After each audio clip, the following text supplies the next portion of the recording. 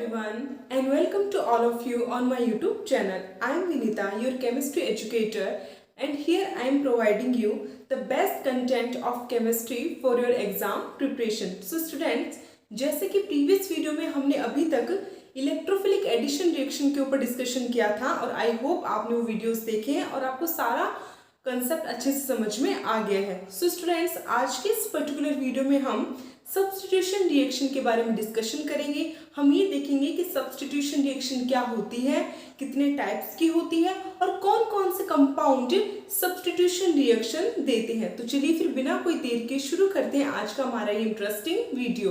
So students, सबसे पहले first of all what is substitution reaction. तो सब्स्टिट्यूशन रिएक्शन क्या है? It is the replacement of one group by another group. That means substitution एक type का replacement है जिसमें कोई भी एक ग्रुप किसी दूसरे ग्रुप को रिप्लेस कर देता है. इस टाइप की रिएक्शन को ही हम सब्स्टिट्यूशन रिएक्शन कहते हैं. जैसे कि फॉर एग्जांपल हमारे पास यहाँ पर कोई रिएक्टेंट है जिससे कोई ग्रुप जुड़ा हुआ है, ठीक है. इसकी रिएक्शन हमने करवाई किसी Y एटम से यानी किसी Y ग्रुप से, ठीक है. तो होगा क्या कि ये Y ग्रुप जो है ये इस X ग्रुप को क्या करेगा, यहां से रिप्लेस कर देगा, ठीक है. तो स्टूडेंट्स, इस रिएक्शन में हुआ क्या, इस रिएक्शन में Y ग्रुप ने X ग्रुप को क्या कर दिया, रिप्लेस कर दिया, ठीक है.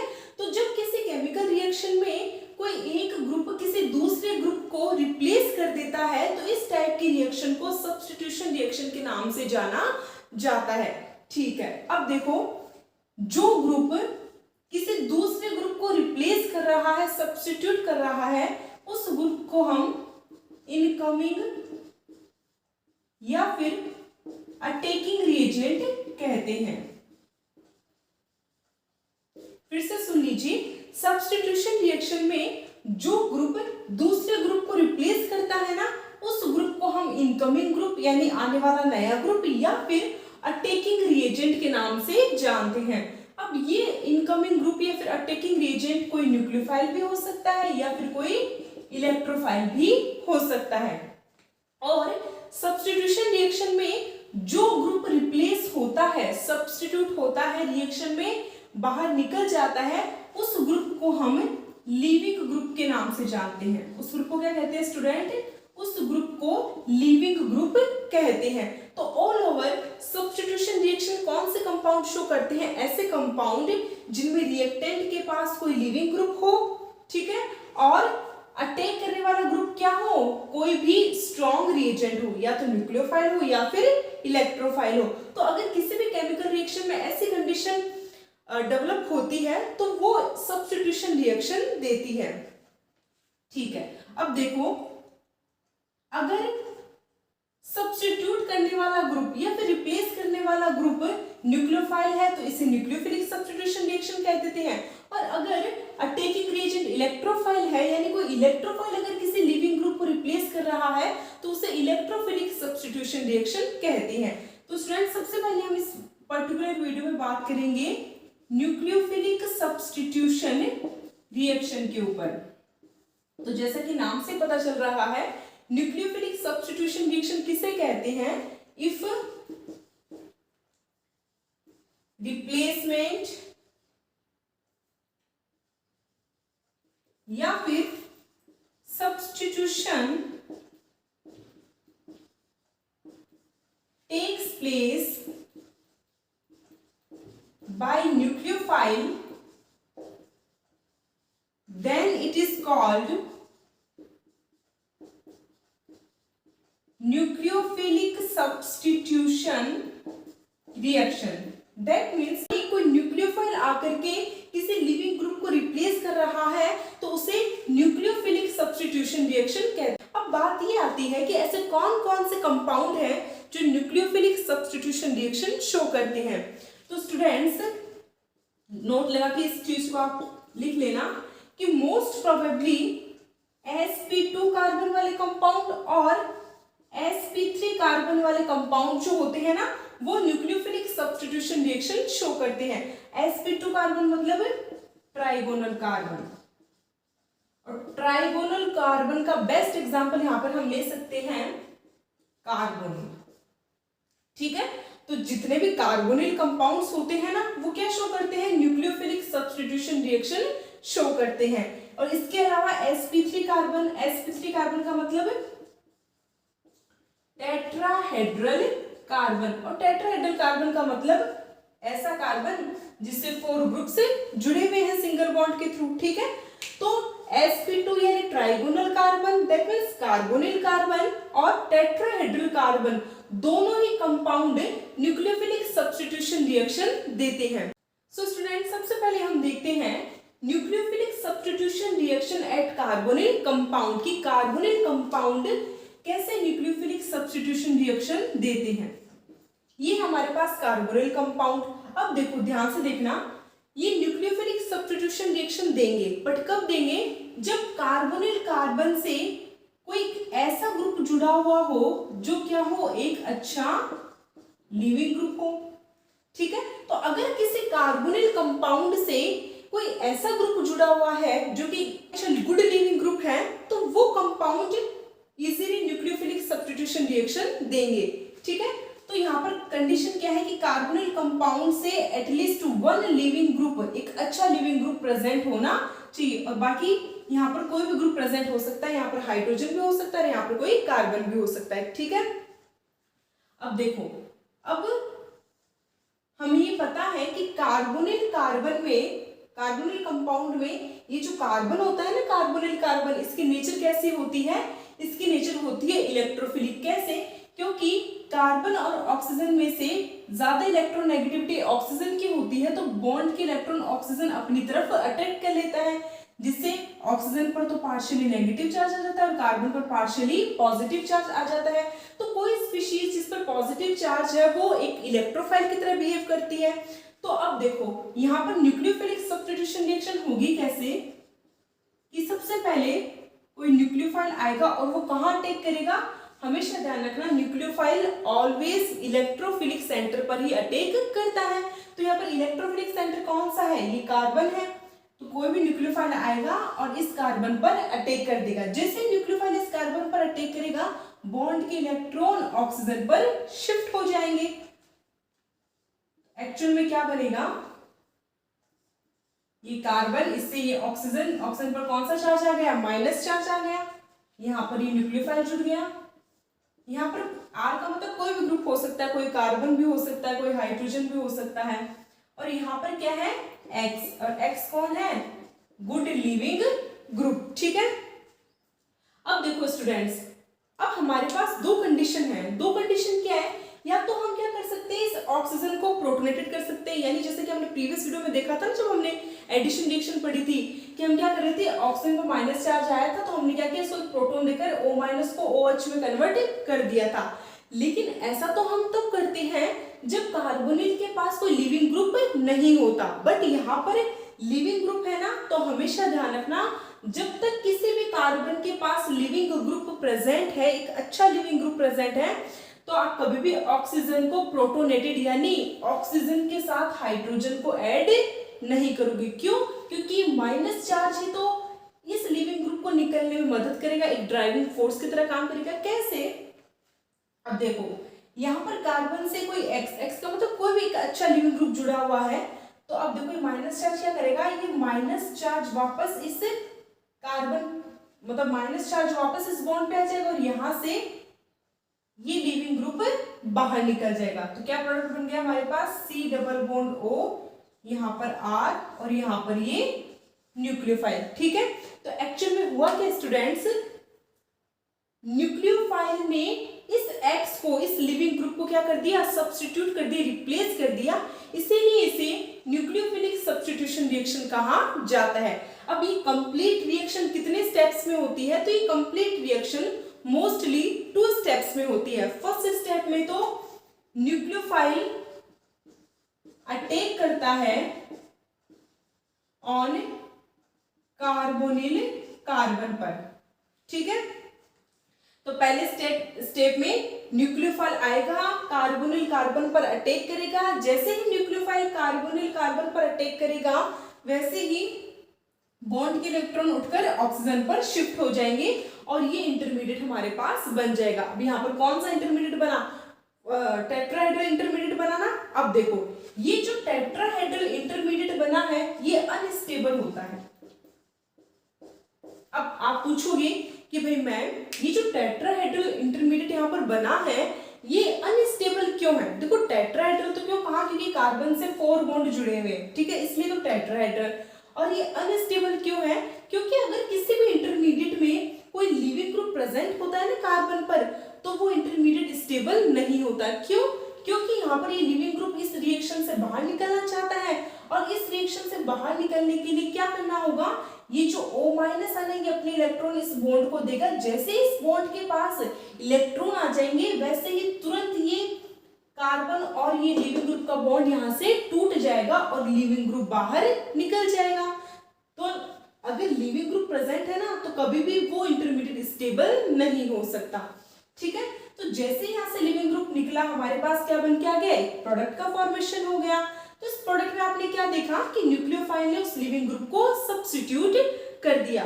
तो सेकेंड स्टेप में क्या होता है, सेकेंड स्टेप में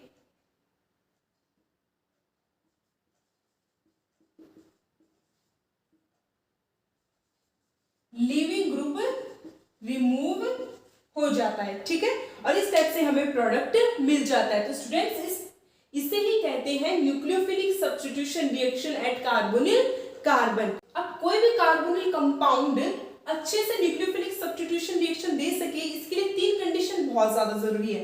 वो 3 कंडीशन कौन कौन सी स्टूडेंट्स, कि जो कार्बोनिल कार्बन है ना, ये वाला कार्बन, ये गुड इनफ इलेक्ट्रोफाइल होना चाहिए, ठीक है। सेकंड कंडीशन, लिविंग ग्रुप जो है ना ये एक गुड लिविंग ग्रुप होना चाहिए। देन न्यूक्लियोफाइल से अच्छा लिविंग ग्रुप होना चाहिए, ये X।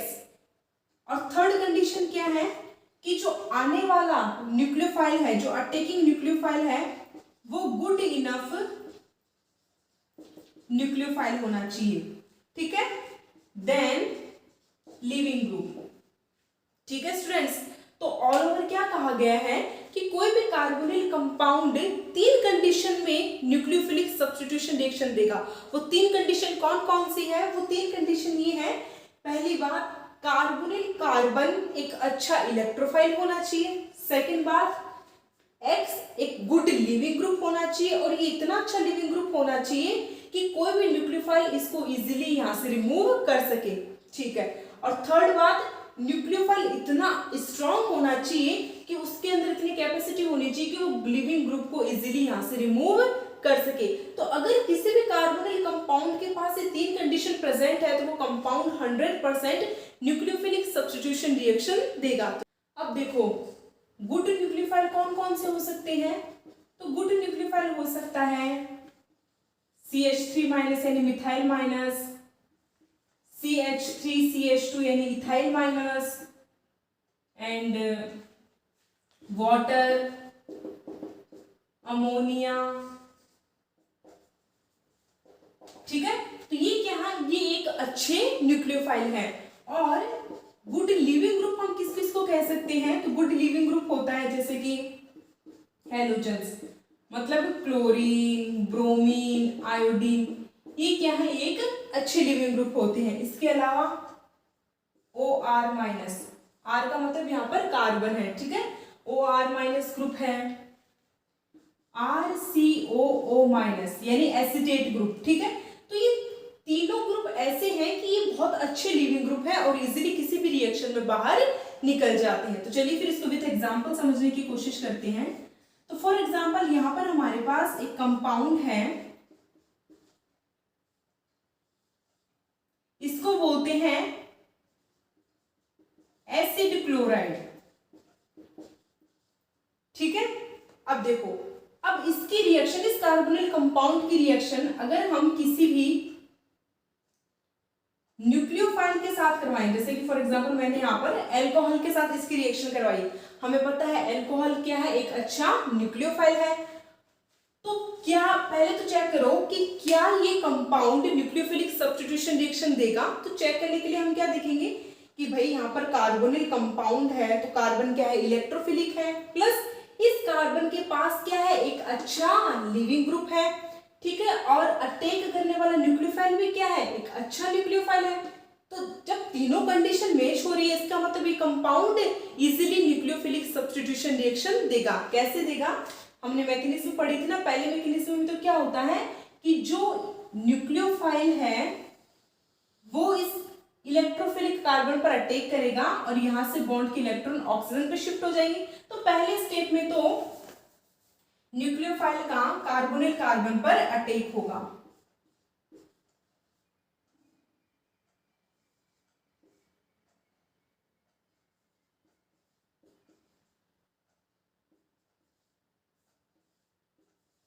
और इस टाइप से ये टेट्राहेड्रल इंटरमीडिएट बन जाएगा। अब ये टेट्राहेड्रल इंटरमीडिएट जो यहाँ पर बना है ये अनस्टेबल है, क्यों, क्योंकि यहाँ पर एक लिविंग ग्रुप प्रेजेंट है।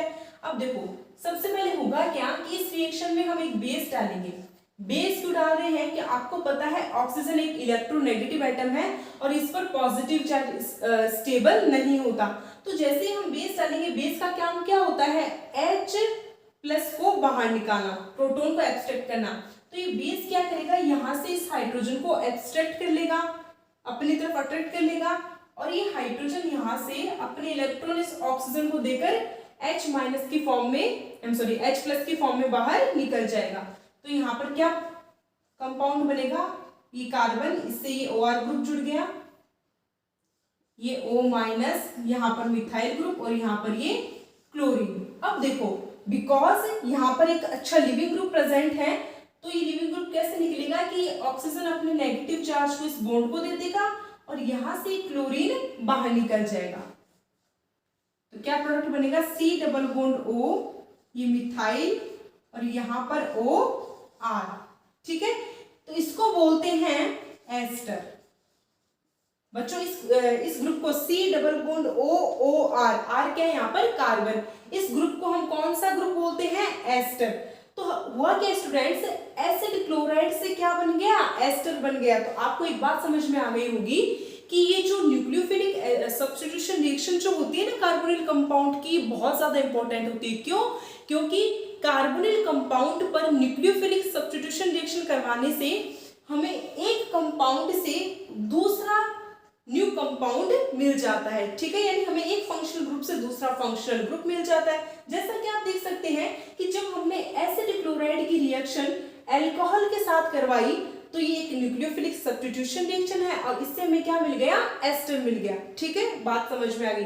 चलिए नेक्स्ट एग्जांपल करते हैं। अब देखो यहाँ पर हमारे पास क्या है, हमारे पास यहाँ पर एक एस्टर है, C+O_OR, इस ग्रुप को R यहाँ पर क्या ले लिया हमने, मिथाइल ले लिया। तो इस टाइप के कंपाउंड को हम बोलते हैं एस्टर, ठीक है। तो ये हमारे पास एस्टर है।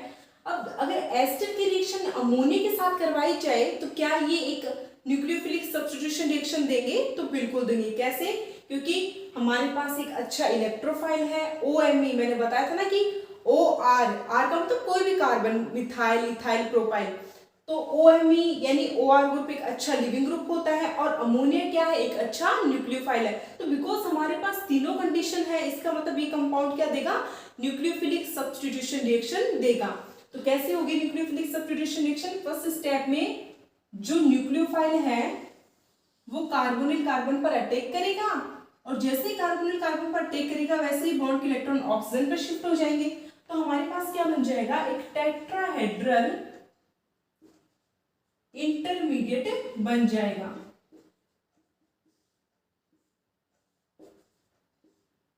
ये बन गया हमारे पास एक टेट्राहेड्रल इंटरमीडिएट और ये इंटरमीडिएट क्या है, अनस्टेबल। क्यों, क्योंकि इस इंटरमीडिएट में एक लिविंग ग्रुप प्रेजेंट है।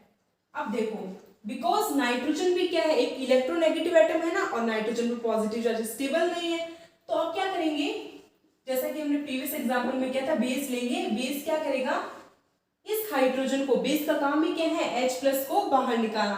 तो बेस यहां से H+ को बाहर निकालेगा तो हाइड्रोजन क्या करेगा, अपने इलेक्ट्रॉन नाइट्रोजन को देकर H प्लस की फॉर्म में बाहर निकल जाएगा तो क्या बन जाएगा, ये कार्बन, इस कार्बन से NH2 ग्रुप जुड़ा हुआ है, यहाँ पर O माइनस, एक तरफ PH और एक तरफ OMe ग्रुप। अब देखो, अब नेक्स्ट स्टेप में क्या होगा, यहाँ से लीविंग ग्रुप रिमूव हो जाएगा। कैसे, इस लीविंग ग्रुप को रिमूव करने के लिए ड्राइविंग फोर्स का काम कौन कर रहा है, ये O माइनस। तो ये ऑक्सीजन क्या करेगा, अपने माइनस चार्ज को इस बॉन्ड पर देगा। जैसे इस बॉन्ड पर इलेक्ट्रॉन आएंगे वैसे ही इस कार्बन और लीविंग ग्रुप का बॉन्ड टूट जाएगा और यहाँ से लीविंग ग्रुप निकल जाएगा। तो हमारे पास प्रोडक्ट बन गया C double bond O PH और एक तरफ क्या बन गया NH2। तो स्टूडेंट्स यहाँ पर NH2 ने क्या किया, OMe को रिप्लेस कर दिया और ये क्या बन गया, इसको बोलते हैं amide. C double bond O NH2 group को क्या बोलते हैं, अमाइड बोलते हैं, बिकॉज फिनाइल जुड़ा तो उसको फिनाइल अमाइड बोल देंगे। ठीक है, सो स्टूडेंट्स इसे कहते हैं न्यूक्लियोफिलिक सब्स्टिट्यूशन रिएक्शन। बट अब यहाँ पर थोड़ा सा ट्विस्ट ये आता है कि एस्टर से अमाइड बन सकता है, बट क्या अमाइड से एस्टर भी बनाया जा सकता है, चलिए देखते हैं। तो चलिए स्टूडेंट्स अभी देखते हैं कि क्या अमाइड से एस्टर बनाया जा सकता है। हमने तो देख लिया कि एस्टर से अमाइड बनाया जा सकता है न्यूक्लियोफिलिक सब्स्टिट्यूशन रिएक्शन के थ्रू, बट क्या अमाइड एस्टर बना सकता है, चलिए देखते हैं। तो अमाइड से एस्टर हम कैसे बना सकते हैं, जब अमाइड की रिएक्शन किसके साथ करवा दें, किसी भी एल्कोहल के साथ करवा दें। यहाँ पर मैंने मिथेनॉल लिया है, तो अब देखो मिथेनॉल क्या करेगा, ऑक्सीजन के पास लोन पेयर है, न्यूक्लियोफाइल है ये, तो कार्बन पर अटैक करेगा और यहाँ से बॉन्ड के इलेक्ट्रॉन ऑक्सीजन पर चले जाएंगे। तो PH ये कार्बन, कार्बन से एक तरफ तो जुड़ गया MEOH ग्रुप और एक तरफ क्या है O माइनस और इधर NH2। अब वही बात है, ऑक्सीजन तो इलेक्ट्रोनेगेटिव एटम है, पॉजिटिव चार्ज स्टेबल नहीं है, तो बेस डालेंगे। बेस का काम ही क्या है, हाइड्रोजन को निकालना है यहाँ से, तो हाइड्रोजन अपने इलेक्ट्रॉन ऑक्सीजन को देकर यहाँ से H प्लस की फॉर्म में बाहर निकल जाएगा। तो स्टूडेंट्स हमारे पास ये इंटरमीडिएट बन गया। अब देखो, अब यहाँ बना हुआ इंटरमीडिएट ये भी तो अनस्टेबल है क्योंकि यहाँ पर लिविंग ग्रुप प्रेजेंट है। बट अब यहाँ पर आपके पास क्या है, आपने ये न्यूक्लियोफाइल जोड़ा था ना, तो आपके अकॉर्डिंग तो ये लिविंग ग्रुप है यहाँ पर और ये निकलना चाहिए, बट ऐसा नहीं होगा। क्यों, क्योंकि मैंने आपको पहले ही बता दिया था कि OMe that means OR group जो है ये एक अच्छा लिविंग ग्रुप होता है और अमोनिया एक अच्छा लिविंग ग्रुप नहीं है। तो स्टूडेंट्स इस रिएक्शन में जैसे आप ऑक्सीजन की मतलब इस नेगेटिव चार्ज के इलेक्ट्रॉन इस बॉन्ड को दोगे ना, वैसे ही यहाँ से NH2 बाहर नहीं निकलेगा। कौन सा ग्रुप बाहर निकलेगा, OMe ग्रुप। तो यहाँ पर क्या प्रोडक्ट बन जाएगा, PH C double bond O NH2। तो आप देख सकते हैं जो हमने रिएक्टेंट लिया था हमें वापस वो ही रिएक्टेंट मिल गया, यानी एमाइड से कभी भी एस्टर का फॉर्मेशन नहीं हो सकता। रीजन क्या है, रीजन ये है क्योंकि यहाँ पर ये जो अमाइड है ना ये एक अच्छा लिविंग ग्रुप नहीं है। इसीलिए मैंने आपको 3 कंडीशन लिखवाई थी कि जब भी आप कार्बोनिल कंपाउंड के ऊपर न्यूक्लियोफिलिक सब्स्टिट्यूशन रिएक्शन करवाएं तो ये इस चीज को आप थोड़ा ध्यान रखें कि कार्बोनिल कंपाउंड के पास एक अच्छा लिविंग ग्रुप होना चाहिए। अगर कार्बोनिल कंपाउंड के पास अच्छा लिविंग ग्रुप नहीं है तो वो carbonyl compound nucleophilic substitution reaction नहीं देगा। तो इसी के साथ स्टूडेंट्स आज का हमारा टॉपिक कंप्लीट होता है। आई होप आपको कार्बोनिल कंपाउंड पर न्यूक्लियोफिलिक सब्स्टिट्यूशन रिएक्शन कैसे करवाई जाती है अच्छे से समझ में आ गया होगा। सो कल हम फिर मिलेंगे एक और इंटरेस्टिंग टॉपिक के साथ। तब तक के लिए thanks for watching my video. Thank you so much.